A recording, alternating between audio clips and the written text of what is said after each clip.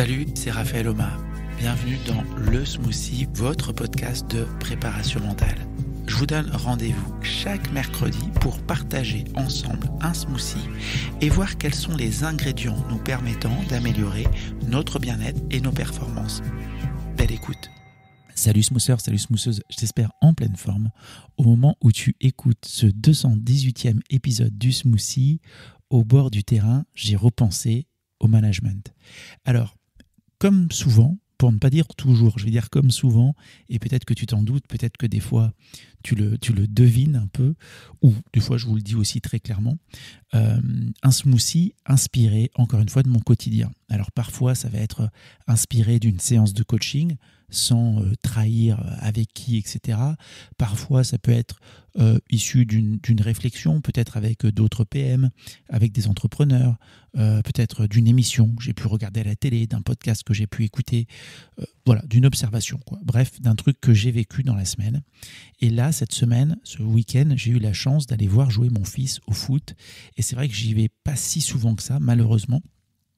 Bon, aussi quand tu as 3 enfants, qu'il y a 3 activités différentes, j'arrive pas encore à me démultiplier.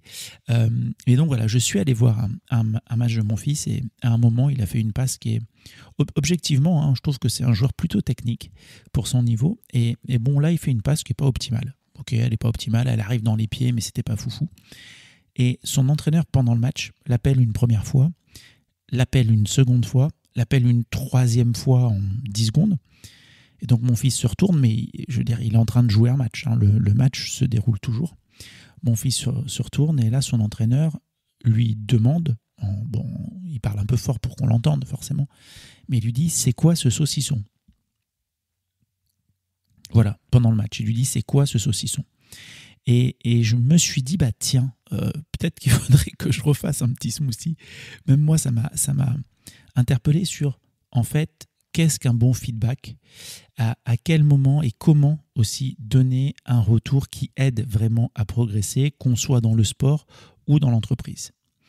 Il y a déjà un point qui est important, ça vient d'Erickson, une personne qui s'appelle Erickson, qui nous dit que pour progresser, finalement, au-delà de l'intention de progresser, donc de l'intention de pratiquer avec conscience, il y a 2 types de feedback qui sont hyper importants. Et en fait, c'est le feedback externe et le feedback interne.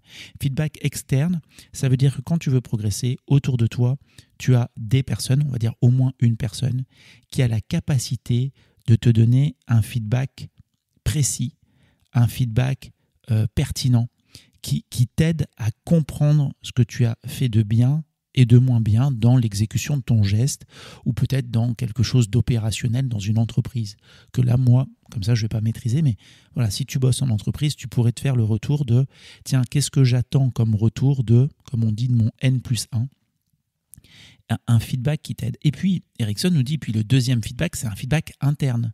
C'est-à-dire qu'à un moment, il faut aussi arriver à ce que même si tu n'as pas de retour externe, que toi, tu sois aussi en capacité de te faire un feedback interne. C'est-à-dire une sorte d'auto-analyse de tes propres actions, une sorte d'autonomie, et c'est aussi un moyen de développer ton expertise. Donc finalement, quand je veux progresser, j'ai besoin d'un feedback externe de qualité et d'un feedback interne de qualité. Et on voit aussi que le fait de faire un feedback immédiat n'est pas toujours optimal. Tout simplement parce qu'il peut bloquer l'intégration, parce qu'il peut bloquer la confiance, parce qu'il est donné à un moment où en fait la personne n'est pas prête à recevoir ce feedback. Et bien souvent, ce feedback un peu trop rapide, en fait, il est donné surtout pour exprimer la frustration de la personne qui donne le feedback. Alors qu'en fait, un feedback, sa fonction, c'est de donner un retour pertinent à une personne pour lui dire « voilà ce que tu as fait » ou « voilà ce que tu pourrais essayer de faire de mieux la prochaine fois ». Mais il n'est pas pour exprimer juste ma frustration, même quand elle est légitime. On peut avoir des frustrations tout à fait légitimes, mais en fait, ça n'apporte aucune valeur d'apprentissage. Donc, dans les 3 erreurs à éviter avec le feedback, la première, c'est le feedback émotionnel. C'est-à-dire, je te donne un feedback, mais en fait, je veux juste, moi, me soulager. C'est juste un moyen d'exprimer, voire de réguler mon émotion. Deuxième erreur, c'est le feedback qui est trop tardif. Là, c'était trop rapide et trop dans l'émotion de lui poser cette question qui apportait pas grand-chose entre nous. Éventuellement, peut-être que ça pouvait, à certaines personnes, peut-être leur donner faim, et encore. Mais la deuxième erreur, c'est un feedback qui est trop tardif. À l'inverse, s'il lui en parle en septembre à la rentrée, en disant en fait, tu te rappelles, une fois au mois de mai, tu avais fait une passe qui n'était pas ouf. Et bon, non, ça c'est trop tardif. Donc en fait, il faut trouver le moment opportun, le moment où on est prêt à recevoir le feedback et le moment où on est en bonne capacité pour le donner. Et puis enfin, la troisième erreur, après le feedback émotionnel et le feedback trop tardif, c'est une absence de repères clairs. C'est-à-dire, c'est de faire un feedback, mais on ne donne pas d'indications concrètes pour s'améliorer. Ça fait partie aussi des axes sur lesquels des entraîneurs, des managers peuvent s'auto-évaluer également, parce qu'on donne du feedback, mais on peut aussi faire preuve de feedback interne quand on a un rôle d'entraîneur ou de manager. Tout comme, et je connais quelques entraîneurs qui le font, on peut demander aussi à nos joueurs, par exemple, de nous évaluer. Alors bien souvent, c'est plutôt fait de manière anonyme, mais c'est ce qu'on appelle une évaluation à 360 degrés. C'est-à-dire que je m'évalue dans un contexte, donc je m'auto-évalue avec certains critères, et en même temps, d'autres personnes m'évaluent aussi de manière anonyme, ce qui permet de libérer la parole de manière constructive et bienveillante. Mais au moins, il n'y a pas cette gêne de se dire « Ah là, qu'est-ce qu'on va penser de moi ?» Il n'y a pas ce biais de désirabilité.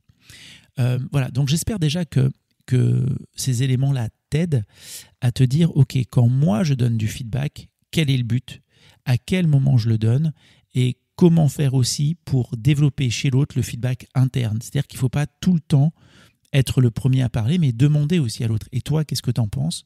Comment tu penses là que tu as agi? Qu'est-ce que tu aurais pu faire de mieux? Etc. etc. Et puis enfin, donc comment mieux faire? On l'a un peu vu, c'est attendre le bon moment. Attendre le bon moment pour faire son feedback, trouver finalement cet équilibre entre un feedback émotionnel immédiat et un feedback trop tardif. C'est formuler un retour spécifique, être spécifique sur le comportement.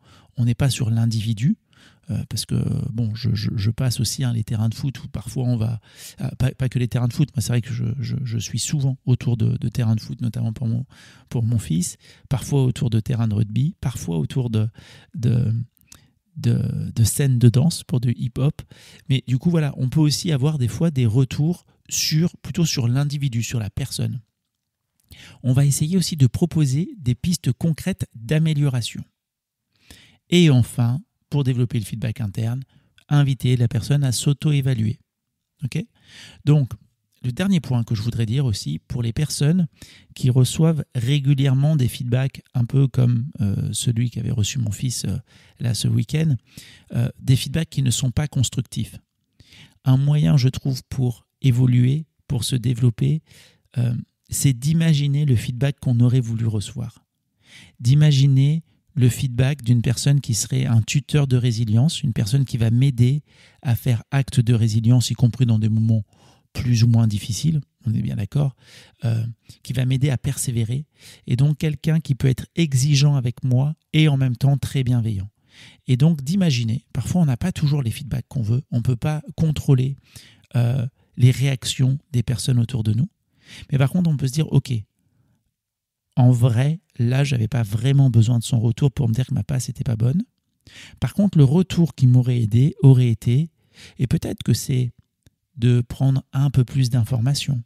Peut-être que c'est de mieux placer tel segment de mon corps par rapport à la balle ou à la zone de contact, etc. Mais je pense aussi que petit à petit, on peut développer, encore une fois, notre capacité d'auto-analyse de nos pratiques et de se dire voilà ce dont j'aurais eu besoin. Voilà.